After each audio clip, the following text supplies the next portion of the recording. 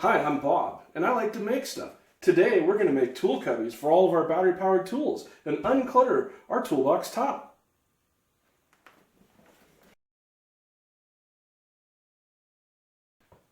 Hey, so tonight I'm working on a shop organization project. I have a number of battery-powered tools. I recently expanded the collection and I repaired some battery packs. So now I have, let's see, 1, 2, 3, 4, I've got 7 battery-powered tools sitting on my toolbox taking up space.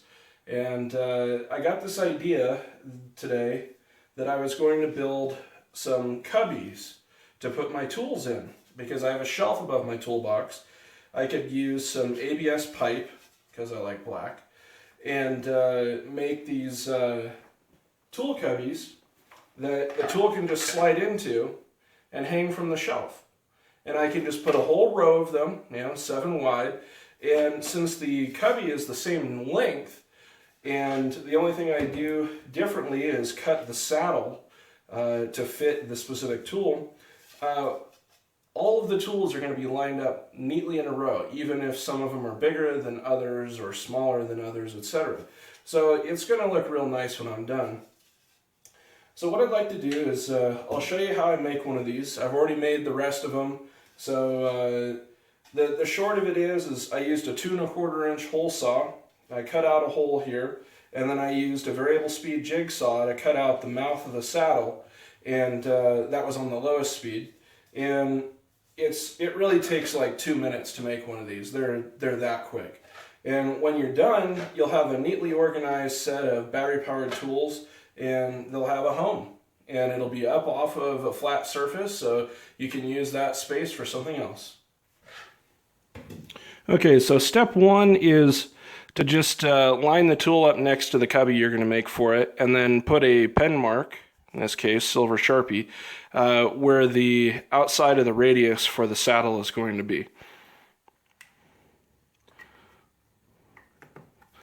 Now, after you've done that pen mark, I'm going to take you over to the drill press, and I'm going to drill a 2 1/4 inch hole approximately on that center, and it will create a hole about like yay.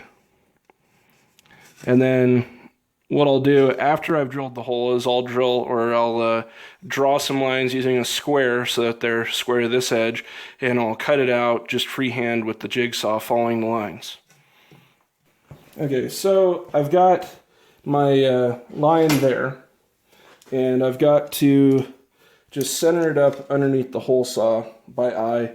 It's not a real super critical thing.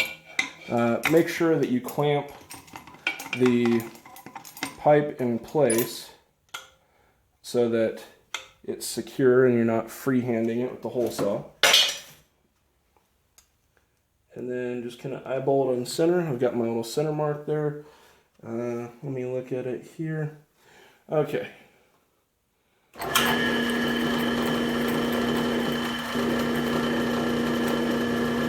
And this isn't a real crucial.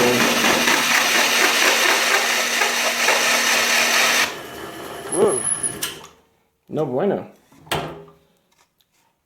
Funny thing. Do it on camera, first time that's happened.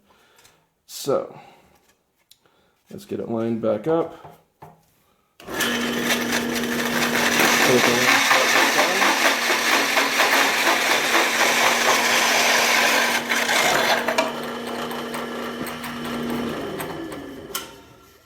Okay. There we go. There's the slug. And then just unclamp it from the table. And you see I got my hole. Okay, my next step is to use this square to draw a line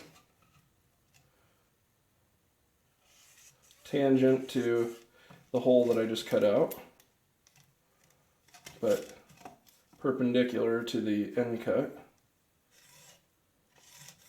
Of course, this pen, I can see the line, but this pen is flaking out. Funny, because I haven't hardly ever used this pen. I use it for just special stuff. Okay, so the next step is I'm just going to freehand cut I'm just going to do a freehand radius right here with no marking, and I have it set on the lowest speed, so it's really, really low, and it's pretty slow there.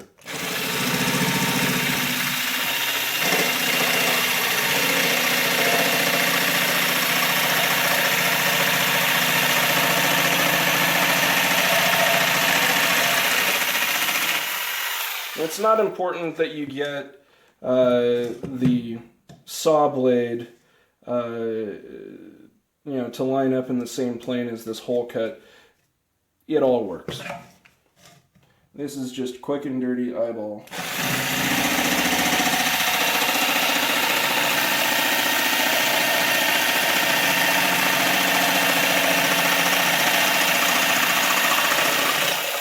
Now, because that hole saw kind of hung up there, I'm gonna,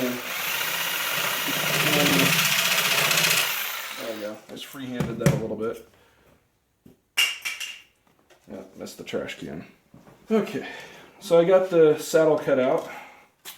Now it's time to test fit. Okay, that didn't quite...